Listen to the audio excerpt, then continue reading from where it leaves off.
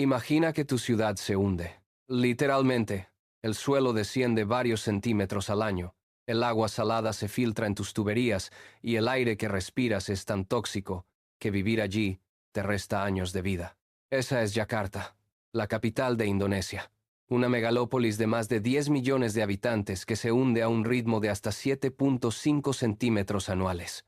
Es la ciudad que se hunde más rápido del planeta y el 40% de su superficie ya está por debajo del nivel del mar. Si no se hace nada, en 2050 gran parte de Yakarta estará sumergida. Esta es la historia de cómo un país entero decidió que, en lugar de luchar contra el agua, era mejor construir una nueva capital desde cero en medio de la selva de Borneo.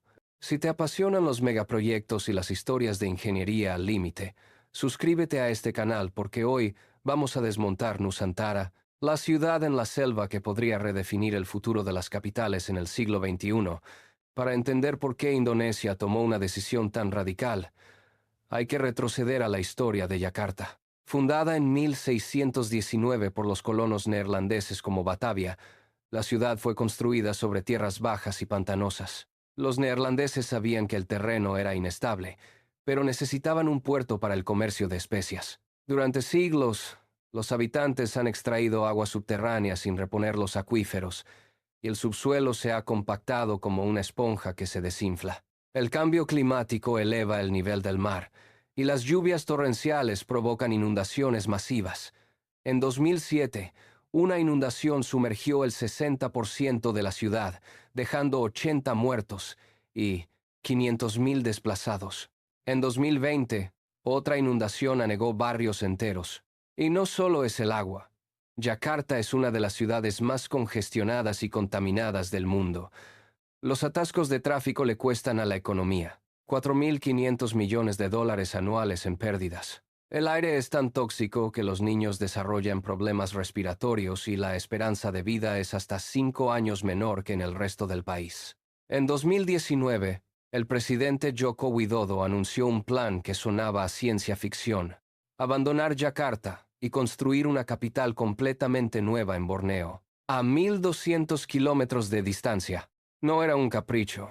Había estudiado el problema durante años y sabía que cualquier solución para salvar Yakarta sería temporal y costosísima. La única opción realista era empezar de cero. Y así nació Nusantara, que en javanés antiguo significa archipiélago, en honor a las miles de islas de Indonesia. La ubicación elegida fue Kalimantan Oriental, en la parte indonesia de Borneo. ¿Por qué allí? Porque está en el centro geográfico del archipiélago, lo que simboliza el equilibrio entre las islas occidentales y orientales. Además, el terreno es elevado y estable geológicamente, a salvo de inundaciones. El gobierno compró 2.600 kilómetros cuadrados, 4 veces el tamaño de Yakarta y el doble que Nueva York, pero solo el 25% será urbanizado. El resto se dejará como bosque, parques y reservas ecológicas. El concepto es una ciudad boscosa inteligente, donde la naturaleza sea la columna vertebral del diseño urbano. La han bautizado como la ciudad de los 10 minutos. Cualquier residente pueda caminar, ir en bicicleta o tomar transporte público y llegar a su trabajo, escuela o parque en menos de 10 minutos. La ciudad se ha dividido en 6 distritos temáticos, integrando viviendas, oficinas y comercios. No habrá urbanizaciones dormitorio, ni polígonos industriales aislados. Las calles serán estrechas y sombreadas, para peatones y ciclistas, no para coches. La energía provendrá 100% de renovables, paneles solares, turbinas eólicas y centrales hidroeléctricas. Nusantara emitirá 0 emisiones de carbono para 2045. Pero construir una ciudad en medio de la selva tropical de Borneo no es un paseo. La logística es titánica. Todo el material debe ser transportado por mar hasta el puerto de Balikpapan y luego por carretera 80 kilómetros tierra adentro. La carretera existente no estaba diseñada para camiones pesados, así que hubo que ensancharla. Los primeros 2 años, los trabajadores durmieron en tiendas de campaña y comieron raciones militares porque no había hoteles ni restaurantes. El calor y la humedad son agobiantes. La lluvia convierte el barro en un pantano, y la construcción tuvo que detenerse durante la temporada de lluvias de 2024. Hay que construir desde cero la red eléctrica, el agua potable y el saneamiento. El agua es un problema crítico. La región tiene recursos hídricos limitados, y los ecologistas advierten que el crecimiento de la ciudad podría agotar los acuíferos. Para mitigarlo, la autoridad planea construir 24 embalses con una capacidad de 2 millones de metros cúbicos, además de los 30 existentes, pero la construcción de embalses implica inundar áreas de bosque y desplazar comunidades. A pesar de todo, la construcción avanza. Cuando la prensa internacional visitó el lugar en 2025, cientos de trabajadores se apresuraban a terminar edificios. El distrito gubernamental central es el más avanzado. Ya se alzan los ministerios, con fachadas de vidrio que imitan las formas de las hojas de los árboles. El Hotel Hilton de 200 habitaciones ya está operativo. Los apartamentos para funcionarios están casi listos. Y el Palacio Garuda, de 76 metros de altura con forma de ave mítica, es una estructura de acero y vidrio que parece una nave espacial aterrizando en la selva. Hay un edificio para el Banco Central que imita una flor de loto. Todo está diseñado para ser fotogénico, porque Nusantara es un símbolo de la nueva Indonesia. Pero hay críticos que señalan que la ciudad está siendo diseñada como un escaparate para los ricos, no como un lugar habitable para la gente común. Los precios de la vivienda serán prohibitivos, y servicios como escuelas públicas y centros de salud tardarán años en llegar a los barrios periféricos. El giro político ha puesto el proyecto en vilo. Jokowi dejó el cargo en octubre de 2024. Su sucesor, Prabowo Subianto, un ex general con un pasado controvertido, llegó al poder con un discurso diferente. Aunque dice apoyar el proyecto, ha enfriado el entusiasmo.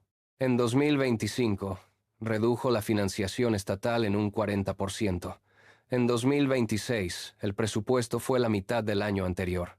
En abril de 2026, Prabowo anunció que Nusantara ya no sería la capital nacional, sino solo la capital política. El poder ejecutivo y legislativo se trasladarán allí, pero el Banco Central, las empresas y las embajadas seguirán en Yakarta. Esto evitaría un shock económico, dijo. Los críticos lo interpretaron como un primer paso hacia el abandono del proyecto. Legisladores de la oposición pidieron cancelar la mudanza. El director de la autoridad, Basuki Hadimuljono, salió a tranquilizar. No se preocupen, el proyecto continúa, pero las dudas persisten. A pesar de la incertidumbre, la construcción sigue. En marzo de 2026, unos 2.000 funcionarios ya se habían mudado. La mayoría son jóvenes solteros en apartamentos temporales. El objetivo es llegar a 4.000 a finales de 2026 y a 10.000 en 2028. El vicepresidente Gibran visitó el lugar y dijo que Nusantara no es una ciudad fantasma. Pero los periodistas notaron calles vacías, restaurantes medio vacíos y centros comerciales inexistentes. Una funcionaria confesó que la vida era solitaria y que echaba de menos Yakarta. Para combatir el aburrimiento, organizan actividades deportivas, pero la falta de escuelas y centros de salud es un problema.